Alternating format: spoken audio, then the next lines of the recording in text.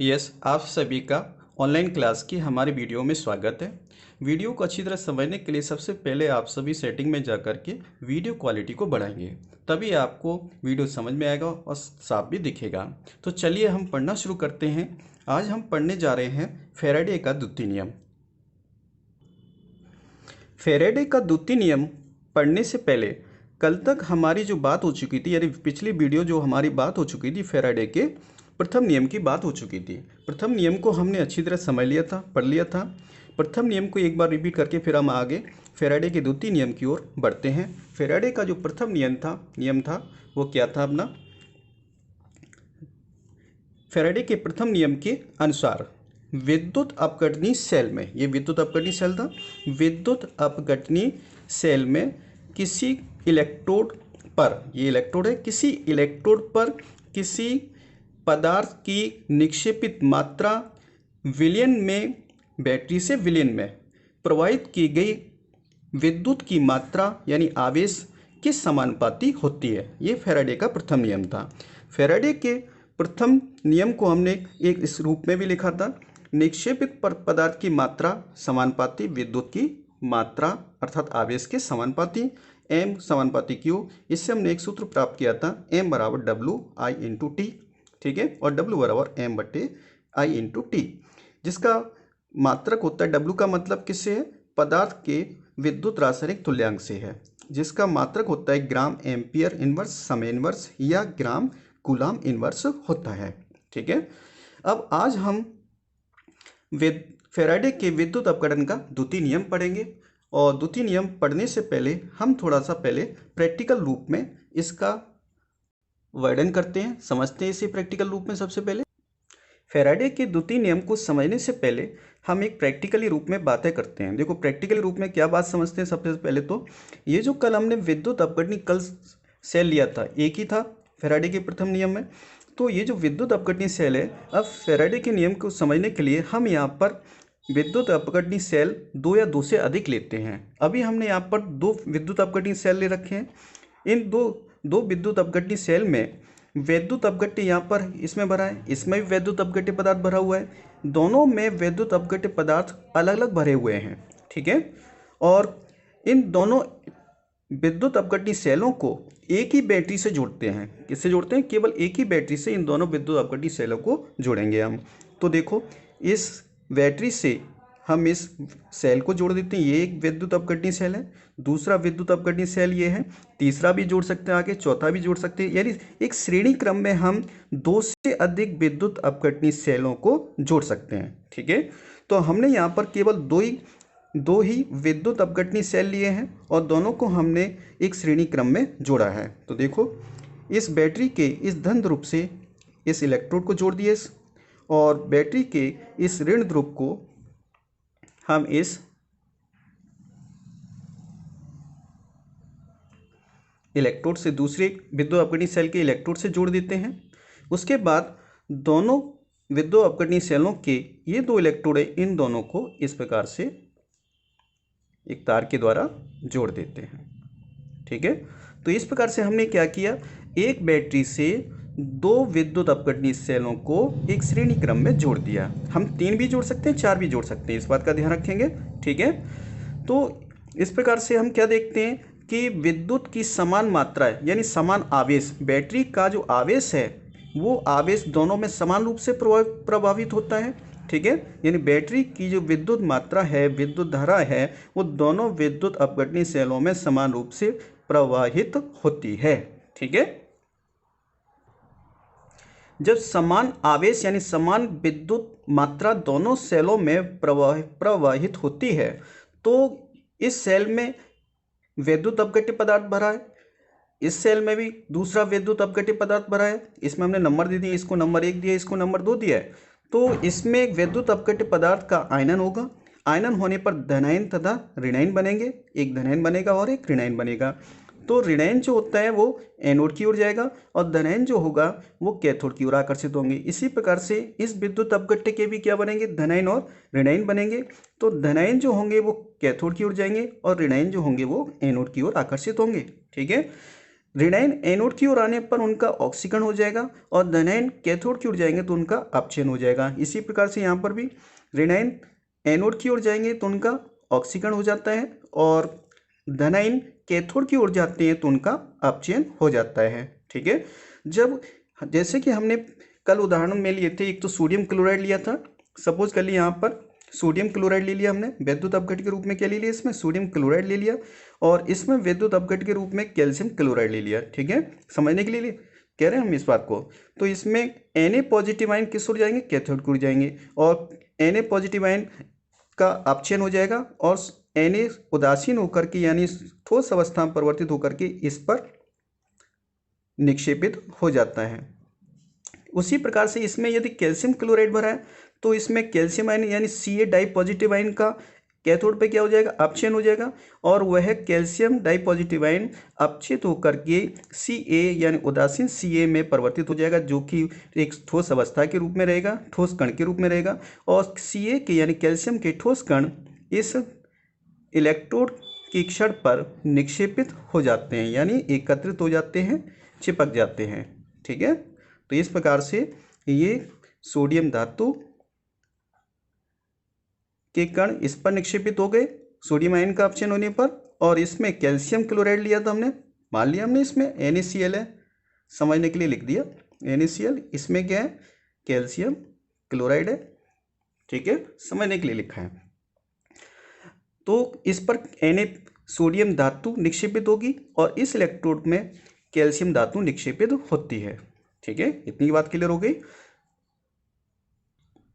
जैसा कि कल कई उदाहरण सॉल्व किए थे तो उसमें इस विद्युत अपवर्तनीय सेल के माध्यम से उन उदाहरणों को समझा था। तो सोडियम क्लोराइड लेने पर सोडियम धातु इस इलेक्ट्रोड पर निक्षेपित होती है, कैल्शियम क्लोराइड लेने पर कैल्शियम धातु इस इलेक्ट्रोड पर निक्षेपित होती है। ठीक है, तो उसी प्रकार से हमने यहाँ पर दो भिन्न सेल लिए और दो भिन्न सेलों में समान विद्युत धारा प्रवाहित की, लेकिन इसमें विद्युत अपघट्य पदार्थ एक है, इसमें विद्युत अपघट्य पदार्थ दूसरा है। मान लिया इसमें NaCl है और इसमें CaCl2 है, मान लिया। ठीक है, तो ये माने हैं हमने कि इसमें NaCl है, समझने के लिए मान लिया है। इसके बाद देखें तो यहाँ पर क्या होगा, इस इलेक्ट्रोड पर पदार्थ निक्षेपित होगा, पदार्थ क्या होगा, इस पर निक्षेपित होता है।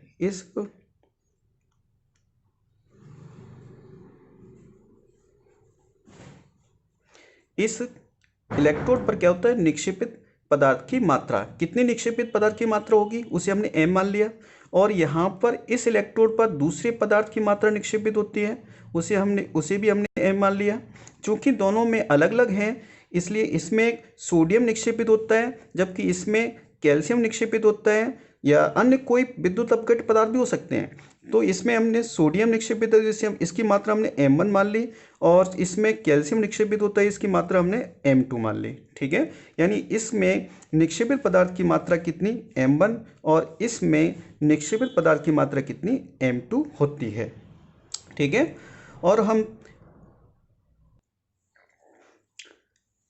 देखते हैं कि दोनों विद्युत अपघटनीय सेल में भिन्न भिन्न विद्युत अपघट्य पदार्थ लेते हैं। इसमें विद्युत अपघट्य पदार्थ, इसमें भी विद्युत अपघट्य पदार्थ, दोनों में भिन्न भिन्न विद्युत अपघट्य पदार्थ लेते हैं और उनके इलेक्ट्रोडों पर निक्षेपित पदार्थ की जो मात्रा होती है, निक्षेपित पदार्थ जो होता है वो भी भिन्न भिन्न होता है। इस पर निक्षेपित पदार्थ कोई और है, इस पर निक्षेपित पदार्थ कोई और है। कोई और से मतलब क्या है, जैसा विद्युत अपघट्य पदार्थ लेंगे वही पदार्थ इस पर निक्षेपित होगा अपचित होकर के। ठीक है, इसमें हमने NaCl लिया तो सोडियम निक्षेपित होगा, इसमें हमने कैल्शियम क्लोराइड लिया तो कैल्शियम धातु निक्षेपित होगी। ठीक है, अब ध्यान देंगे इसमें निक्षेपित पदार्थ की जो मात्राएं हैं दोनों की भिन्न होगी। निक्षेपित पदार्थ की मात्रा कैसी होगी, इसमें M1 हमने मान ली, इसमें M2 मान ली। मान लो इसकी 1 ग्राम पदार्थ मात्रा निक्षेपित होती है, इसकी 2 ग्राम निक्षेपित होती है, मान लिया हमने। निश्चित नहीं है कि 1 ग्राम 2 ग्राम, ठीक है, लेकिन भिन्न पदार्थ की मात्रा जो होती है भिन्न निक्षेपित होती है। ठीक है, ऐसा कब होता है, जब हम दो विद्युत अपघटनीय सेलों में विद्युत की समान मात्रा इसमें प्रवाहित करते हैं, यानी समान आवेश दोनों अपघटनीय सेलों में प्रवाहित करते हैं। ठीक है, अब इसी प्रयोग के आधार पर फैराडे का द्वितीय नियम है। इसी प्रयोग के आधार पर क्या है, फैराडे का द्वितीय नियम निर्धारित किया गया है। ठीक है, तो क्या है फैराडे का द्वितीय नियम? पहले तो इसका सेंटेंस हम देखते हैं इस चित्र के माध्यम से। फैराडे के इस नियम के अनुसार यदि समान आवेश यानी बैटरी की समान विद्युत मात्रा यदि समान आवेश को भिन्न भिन्न वैद्युत अपघट्य, ये विद्युत अपघट्य और ये विद्युत अपघट्य, भिन्न भिन्न विद्युत अपघट्य में से प्रवाहित करते हैं, यानी विद्युत की समान मात्रा दोनों अपघटनी सेलों में कैसी हो रही है, प्रवाहित हो रही है, प्रवाहित करते हैं, तो इलेक्ट्रोडों पर भिन्न भिन्न निक्षेपित मात्रा, भिन्न भिन्न पदार्थों की निक्षेपित मात्रा उनके तुल्यांकी भार की समानुपाती होती है। ये फैराडे का द्वितीय नियम है। ठीक है, अब इसको हम लिखेंगे। इस नियम के अनुसार यदि समान आवेश का मतलब समान विद्युत की मात्रा को भिन्न विद्युत अपघट्य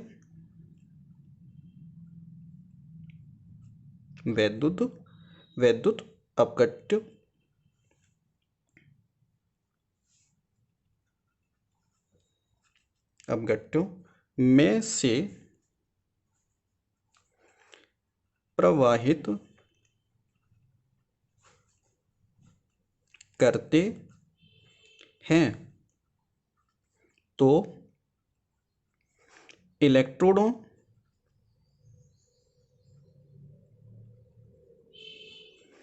पर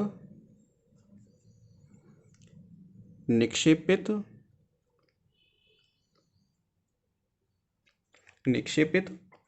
भिन्न भिन्न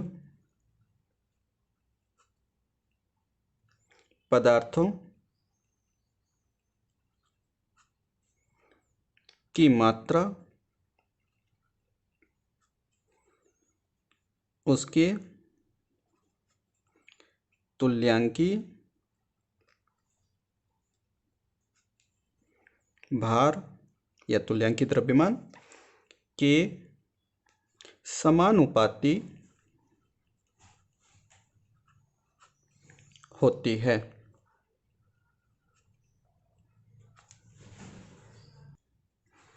तो ये फैराडे का द्वितीय नियम था। अब इसी नियम को देखो चित्र के माध्यम से भी देख लें।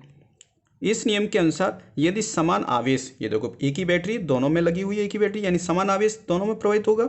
यदि समान आवेश को भिन्न भिन्न विद्युत अपघट्यों में से, ये विद्युत अपघट्य में से प्रवाहित करते हैं, तो इस प्रवाहित हो रही है विद्युत धारा दोनों में प्रवाहित करते हैं, तो इलेक्ट्रोडों पर ये इलेक्ट्रोड और ये इलेक्ट्रोडों पर निक्षेपित भिन्न भिन्न पदार्थों, इस पर निक्षेपित पदार्थ और इस पर भी निक्षेपित पदार्थ, ठीक है, भिन्न भिन्न, दोनों की मात्राएं कैसी होंगी, भिन्न भिन्न होंगी, अलग अलग होंगी। निक्षेपित भिन्न भिन्न पदार्थों की मात्रा उसके तुल्यांकी भार के समानुपाती होती है। इसका मान लिया इस पदार्थ का यानी इस निक्षेपित पदार्थ का तुल्यांकी भार क्या है, E1 है। क्या है यहाँ पर, E1 है। और इस निक्षेपित पदार्थ यानी यहां पर इस इलेक्ट्रोड पर जो पदार्थ निक्षेपित हो रहा है उसका तुल्यांकी भार कितना है, E2 है। ठीक है, इसका E2 हो गया और इस निक्षेपित पदार्थ का तुल्यांकी भार E है। यहां पर जो पदार्थ निक्षेपित होता है ये सोडियम निक्षेपित होता है, ठीक है, तो सोडियम का तुल्यांकी भार, और यहाँ कैल्शियम निक्षेपित होता है तो कैल्शियम का तुल्यांकी भार के समानुपाती होती है। अर्थात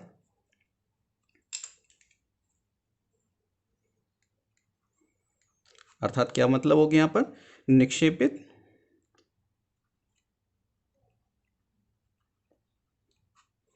पदार्थ की मात्रा समानुपाती किसके होगी, पदार्थ का निक्षेपित पदार्थ का तुल्यांकी भार।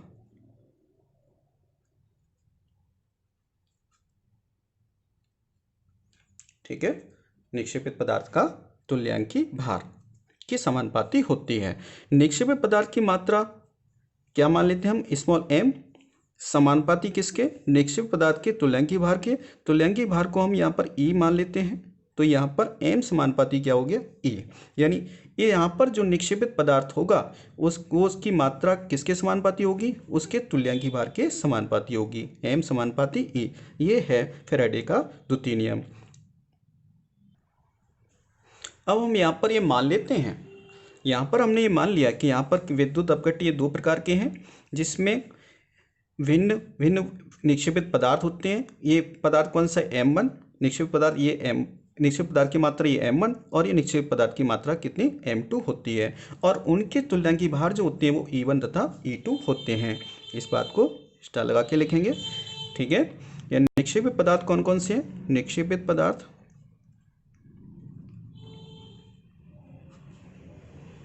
निक्षेपित पदार्थ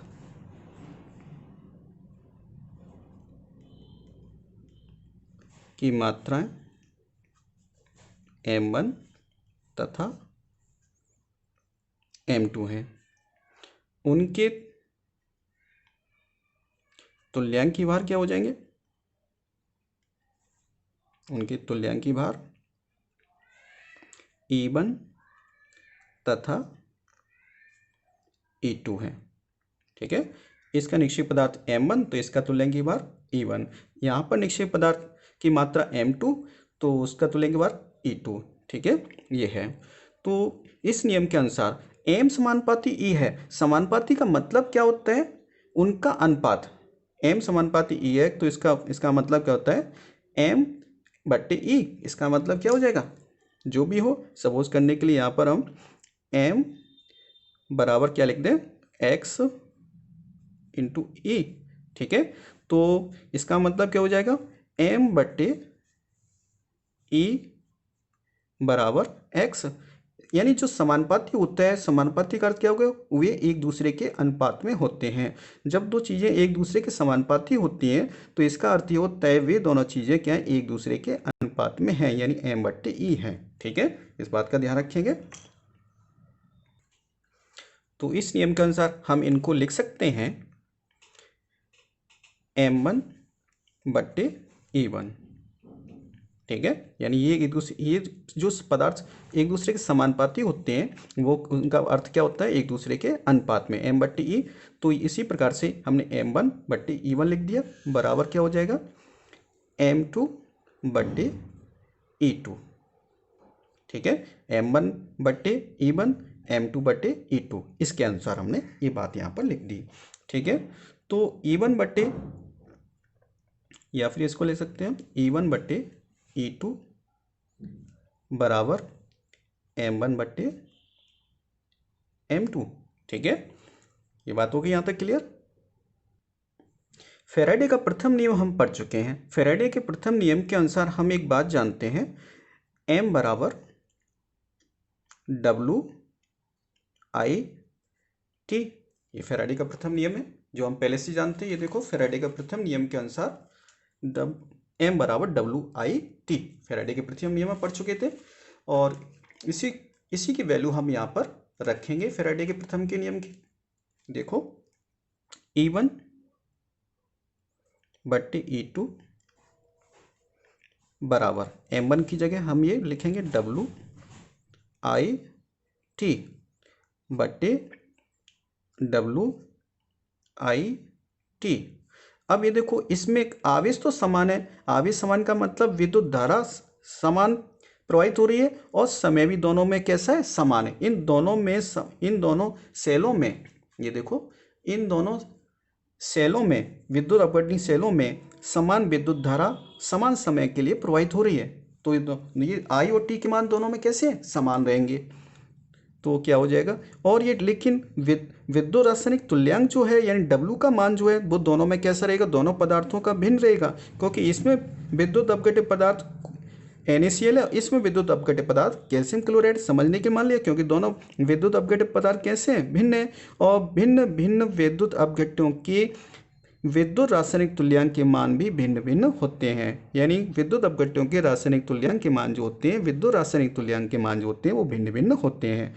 तो यहाँ पर इसको लिख दिया हमने W1 और इसे लिख दिया W2। ठीक है, आगे बस हमें IT से IT कैंसिल हो जाएगा, तो हम क्या देखते हैं, E1/E2 बराबर W1/W2। अर्थात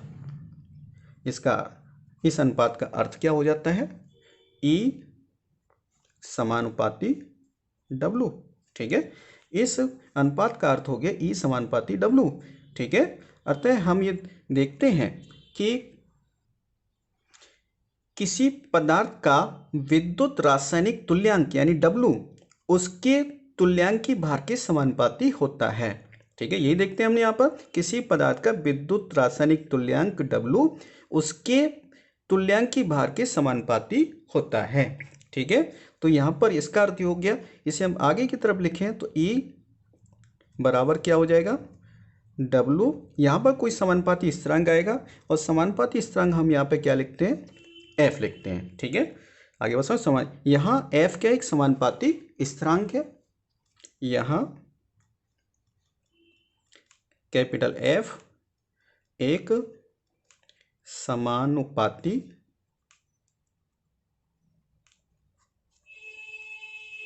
स्थिरांक है जिसे फैराडे कहते हैं। ठीक है, तो यहाँ पे जो F है एक समानुपाती स्थिरांक है, और इसी को क्या कहते हैं, एक फैराडे कहते हैं। ठीक है, अब इसी सूत्र से देखो, यहाँ पर W बराबर क्या हो जाएगा, E/F लिख सकते हैं इसे हम, E/F। ठीक है, कोई दिक्कत नहीं यहाँ पर। अब हम ये पहले से बात जानते हैं, प्रथम फैराडे के प्रथम नियम से। ये क्या है, प्रथम नियम से लिखा था हमने, फैराडे का प्रथम नियम, प्रथम नियम से था M बराबर WIT। तो यहाँ पर भी W बराबर क्या हो जाएगा, प्रथम नियम से W बराबर M/IT। ठीक है, M/IT, W बराबर फैराडे के प्रथम नियम से है ये। यहाँ पर ये देख लो, फैराडे के प्रथम नियम में हमने यही लिखा था, W बराबर M/IT।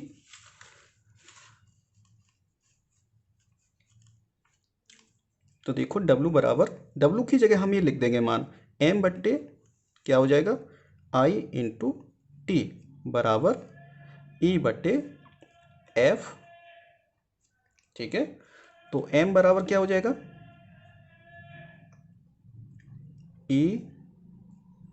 E/IT ऊपर आ जाएंगे, यहाँ पर I/T/M/F,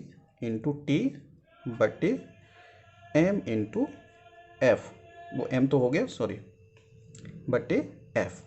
ठीक है, तो ये M बराबर क्या हो गया, E/IT, और बट्टे में क्या रहेगा, केवल F। तो ये सूत्र निर्धारित हो जाता है। इस सूत्र का उपयोग हम न्यूमेरिकल में करेंगे। ये जो कंडीशन है, अभी यहाँ से यहाँ तक हमने कंडीशन पढ़ी, यहाँ से स्टार लगा करके यहाँ से यहाँ तक की, ये कंडीशन हम कहाँ पर उपयोग करेंगे, न्यूमेरिकल में उपयोग करेंगे। ठीक है, और फैराडे का जब बोर्ड एग्जाम में फैराडे का द्वितीय नियम पूछा जाए, तो द्वितीय नियम में आप क्या करेंगे, यहाँ से लेकर के केवल यहाँ तक लिखेंगे। ठीक है, इस बात का ध्यान रखेंगे। तो ये हुआ फैराडे का द्वितीय नियम, बिल्कुल सिंपल है, कोई कठिन नहीं है, ध्यान रखेंगे इस बात का। ठीक है, कर लेंगे तैयार सभी। तो फैराडे के नियम को जब भी आप तैयार करेंगे, तो ये सेंटेंस और इस चित्र को देख करके तैयार करेंगे, बिल्कुल सामान्य तरीका है। ठीक है, जैसे अभी मैं बता कर चुका हूँ, उसी तरीके से तैयार करना। इसमें एक तो फैराडे का द्वितीय नियम हो गया यहाँ से यहाँ तक, और एक हमें न्यूमेरिकल के लिए सूत्र हमें पता चल गया, कौन सा, M बराबर, M का मतलब क्या है, निक्षेपित पदार्थ की मात्रा। M बराबर क्या है, निक्षेपित पदार्थ की मात्रा, और E क्या है, तुल्यांकी भार, I क्या है, विद्युत धारा, T क्या है, समय, F क्या है, फैराडे। फैराडे किसे कहते हैं, अभी हम इसके बारे में समझेंगे।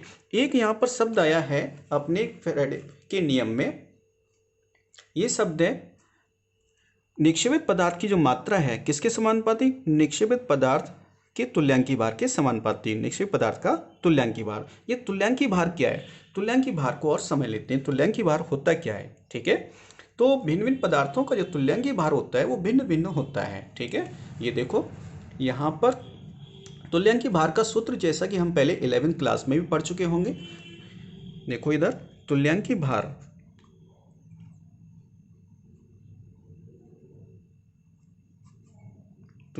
भार बराबर सूत्र होता है अणुभार बटे संयोजकता। किसी पदार्थ का, अणु का, परमाणु का हमें तुल्यांकी भार ज्ञात करना हो तो इस सूत्र हमें पता होना चाहिए, जो कि हम 11वीं क्लास में भी पढ़ चुके हैं। तो तुल्यांकी भार अणुभार बटे संयोजकता, या परमाणु भार, अकेला परमाणु है तो परमाणु भार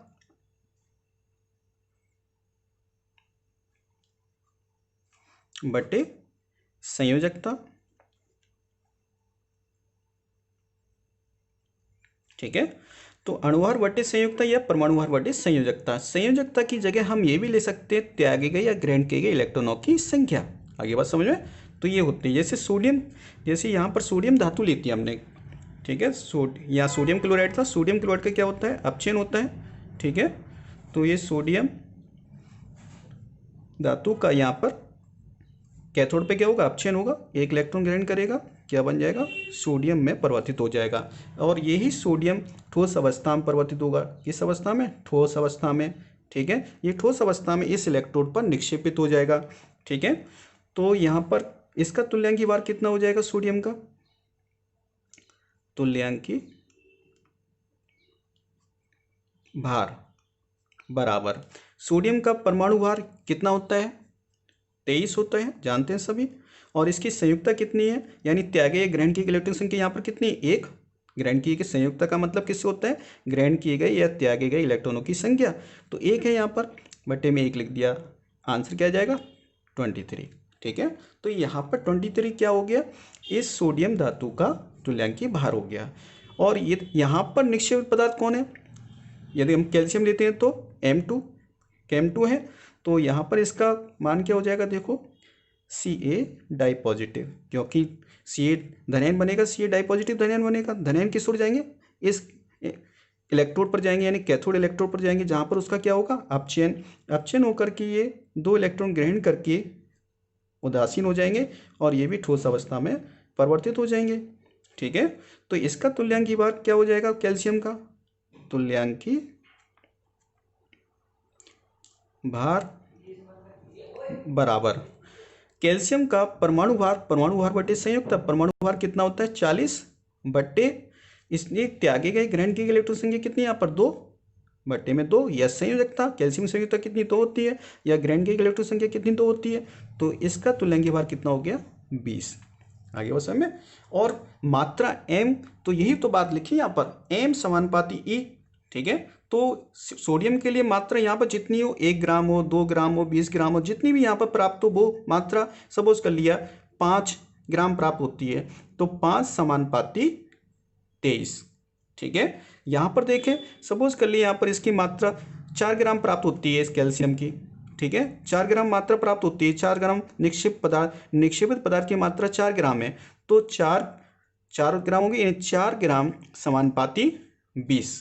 ठीक है, यानी 4 समानुपाती 20, यानी किस समानुपाती होती है। ये बात किसने बताई, फेराडे ने बताई थी। और फेराडे का इस प्रकार से उन्होंने एक नियम निर्धारित कर दिया था, और वो नियम ये हो गया, इस नियम का ध्यान रखेंगे। ठीक है, ये हमने समझने के लिए पूरी बात यहाँ पर आपको बता दी। ठीक है, तो ये हो गए फेराडे का प्रथम नियम, वो फेराडे का द्वितीय नियम हो जाता है। और फेराडे के प्रथम नियम की बात हम कल के वीडियो में कर चुके थे, पिछले वीडियो में कर चुके थे फेराडे के प्रथम नियम की बात, तो ये ध्यान रखेंगे। अब हम फेराडे के बारे में समझ लेते हैं। तो एक फेराडे क्या होता है, हेडिंग लिखते हैं, एक फेराडे। ठीक है, क्योंकि इसका नियम जो हम पढ़ रहे थे, तो ये नियम में हमने यहाँ पर ये समानुपाती स्थिरांक जो लिया था वो क्या था, F था यहाँ पर। ठीक है, तो ये फेराडे होता क्या, जिसे फेराडे कहते हैं, फेराडे है क्या, इसको और समझ लेते हैं। तो ध्यान देंगे फेराडे है क्या। एक फैराडे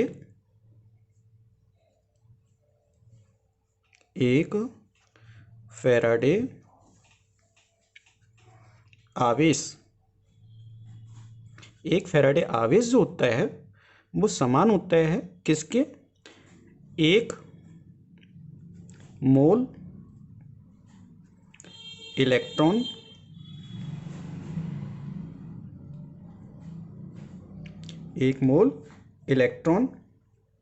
आवेश। तो एक फैराडे आवेश बराबर होता है किसके, एक मोल इलेक्ट्रॉन आवेश के बराबर होता है। और हम एक बात जानते हैं, एक मोल इलेक्ट्रॉन किसके बराबर हो जाएंगे, एक मोल इलेक्ट्रॉन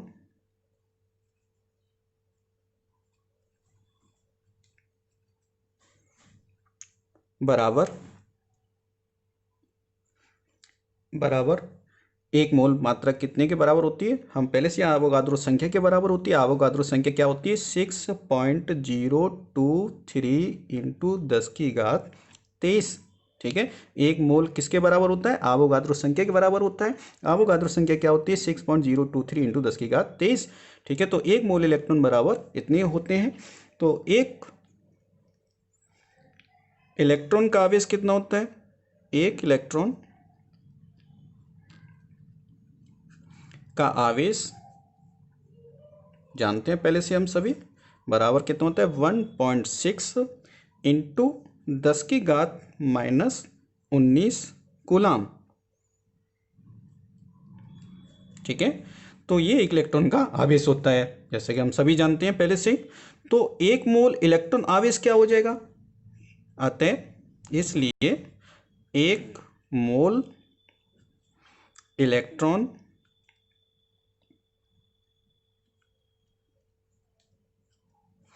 आवेश बराबर, दोनों का गुणा कर देंगे, एक मोल इलेक्ट्रॉन की मात्रा ये, एक इलेक्ट्रॉन का आवेश ये, तो आवेश का इसमें गुणा कर दे तो एक मोल इलेक्ट्रॉन का आवेश कुल ज्ञात हो जाएगा। तो 6.023 इंटू 10⁻23 और गुणा करके 1.6 इंटू 10⁻−19 कूलाम। ठीक है, तो ये गुणा कर देंगे, गुणा करने पर मान जो प्राप्त होगा वो कितना प्राप्त होता है, 96,487 कूलाम। ठीक है, ये प्राप्त होता है। इस मान को हम लगभग मान लेते हैं, क्या मान लेते हैं इस मान को, 96,500 कूलाम के लगभग मान लेते हैं। इसी का मतलब क्या है, कूलाम से है। ठीक है, तो एक मोल इलेक्ट्रॉन आवेश बराबर होता है कितने, 96,500 कूलाम के लगभग बराबर होता है। अतः एक फैराडे बराबर कितने के हो जाएगा, 96,500 कूलाम के बराबर हो जाता है। ठीक है, तो ये लिखा है ना, एक फैराडे आवेश बराबर कितने को होता है, एक मोल इलेक्ट्रॉन आवेश के बराबर होता है। एक फैराडे आवेश किसके बराबर हो गया, एक फैराडे आवेश बराबर होता है कितने के, 96,500 कूलाम के बराबर होता है। ठीक है, तो ये बात हो गई किसकी, एक कूलाम, एक फैराडे आवेश के मान की बात हो। अब हम फैराडे की परिभाषा को समझ लेते हैं। फैराडे की परिभाषा किस प्रकार से बनेगी, ये देखो, इधर आ जाए, विद्युत अपनी सेल की तरफ देख लें। हमने फैराडे का मान कितना होता है ये तो बात हमने समझ ली फैराडे के मान के बारे में। एक मोल इलेक्ट्रॉन के आवेश के बराबर मान होता है एक फैराडे का। लेकिन ये आवेश फैराडे से इसकी परिभाषा क्या निर्धारित होगी, इसको हम समझते हैं। देखो सभी विद्युत अपनी सेल की तरफ देखें, आवेश का वह मान यानी बैटरी के द्वारा क्या प्रवाहित हो रहा है, इसमें अपघटनी सेल में क्या प्रवाहित हो रहा है, आवेश यानी विद्युत धारा प्रवाहित हो रही है, विद्युत की मात्रा प्रवाहित हो रही है इसमें, यानी विद्युत मात्रा का वह मान या आवेश का वह मान जो किसी इलेक्ट्रोड पर, ये इलेक्ट्रोड है या ये इलेक्ट्रोड है, जो किसी इलेक्ट्रोड पर 1 ग्राम यानी निक्षेपित पदार्थ की मात्रा कितनी, 1, जो किसी इलेक्ट्रोड पर 1 ग्राम, एम का मतलब किससे, 1 ग्राम से 1 ग्राम तुल्यांकी द्रव्यमान पदार्थ मुक्त यानी निक्षेपित करने के लिए आवश्यक होता है। तो आवेश का वह मान जो किसी इलेक्ट्रोड पर 1 ग्राम पदार्थ निक्षेपित करने के लिए आवश्यक होता है उसे फैराडे कहते हैं। ठीक है, इसे कैपिटल एफ से प्रदर्शित किया जाता है। तो हम फैराडे की परिभाषा इस प्रकार से और लिखे देते हैं। यस, फैराडे की परिभाषा लिखने से पहले यहाँ तक जितनी हमने वीडियो समझी उसका विशेष ध्यान रखेंगे। और आपसे एक बात कहना चाहेंगे, अगर आपको यह वीडियो अच्छा लग रहा है तो इस वीडियो को सब्सक्राइब करें, लाइक करें, शेयर करें और इसको अच्छी तरह समझें और आगे इसको शेयर भी करें, ठीक है। और यदि कोई आपको डाउट हो तो कमेंट सेक्शन में आप कमेंट सेक्शन के द्वारा आप अपने डाउट को पूछ सकते हैं, कह सकते हैं। तो फैराडे की परिभाषा पर ध्यान दे लो। आवेश का वह मान यानी विद्युत की मात्रा का वह मान, ठीक है, जो किसी इलेक्ट्रोड पर 1 ग्राम तुल्यांक द्रव्यमान पदार्थ निक्षेपित करने के लिए आवश्यक होता है, एक फैराडे कहलाता है। एक फैराडे कहलाता है, ठीक है। इसे कैपिटल एफ से प्रदर्शित करते हैं।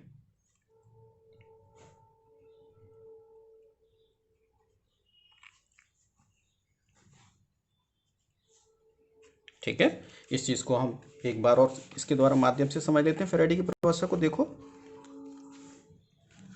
ये विद्युत अपघटनीय सेल है, ध्यान देंगे। इसमें देखें आवेश का वह मान, ये तो बैटरी के द्वारा क्या हो रहा है, इस विद्युत अपघटन यानी विलयन में क्या प्रवाहित हो रहा है, आवेश प्रवाहित हो रहा है, यानी विद्युत की मात्रा इसमें प्रवाहित हो रही है बैटरी के द्वारा। तो इस बैटरी के आवेश का वह मान, ठीक है, आवेश किसका है, बैटरी का ही, तो बैटरी के आवेश का वह मान जो किसी इलेक्ट्रोड पर, ये इलेक्ट्रोड है, जो किसी इलेक्ट्रोड पर 1 ग्राम तुल्यांक द्रव्यमान पदार्थ निक्षेपित करने के लिए आवश्यक होता है। तो इस इलेक्ट्रोड पे क्या होता है, कोई भी धातु निक्षेपित होती है, कोई पदार्थ इस पर निक्षेपित होता है, इसकी सतह पर चिपक जाता है, ठीक है, जैसा ही कल बताया था हमने। क्योंकि ये जो पदार्थ, ये मान लिया हमने पेंसिल को एक इलेक्ट्रोड मान लिया, इलेक्ट्रोड की छड़ है, इस पर क्या होता है, ये सोडियम धातु या कैल्शियम धातु ये क्या हो गई थी, निक्षेपित हो गई थी, इस पर चिपक गई थी, जिसे हम अलग इलेक्ट्रोड से सावधानीपूर्वक अलग भी कर सकते हैं, ठीक है। तो ये जो पदार्थ की मात्रा कितनी, 1 ग्राम, यानी यहाँ पर निक्षेपित पदार्थ की जो मात्रा इस इलेक्ट्रोड पर 1 ग्राम तुल्यांक द्रव्यमान यानी 1 ग्राम तुल्यांक भार पदार्थ निक्षेपित करने के लिए, यानी इस मात्रा को निक्षेपित करने के लिए, ये जो मात्रा सफेद व्हाइट जो कर रखी है ना मैंने समझने के लिए, निक्षेपित पदार्थ है के लिए आवश्यक होता है, यानी बैटरी का जो आवेश आवश्यक होता है, उस आवेश को हम क्या कहते हैं, एक फैराडे कहते हैं, यानी एक फैराडे कहलाता है। इसे कैपिटल एफ से प्रदर्शित करते हैं। एक फैराडे का जो मान होता है वह किसके बराबर होता है, 1 मोल इलेक्ट्रॉन आवेश के बराबर होता है, यानी 1 मोल इलेक्ट्रॉन आवेश के तुल्य होता है। और 1 मोल इलेक्ट्रॉन आवेश का मान हमने ज्ञात कर लिया था कितना, 96,487 कूलाम, अर्थात 96,500 कूलाम। तो एक फैराडे आवेश बराबर कितने का हो गया, 96,500 कूलाम के बराबर हो जाता है, ठीक है। आगे बात समझ में, तो यहाँ तक ये बात हमारी आपकी पूरी होती है, यहाँ तक तैयार करेंगे। कोई भी समस्या हो तो कमेंट बॉक्स में डाल सकते हैं, आप पूछ सकते हैं। और वीडियो यदि पसंद आए तो इस वीडियो को आप लाइक करें, सब्सक्राइब करें और शेयर करें। Thank you.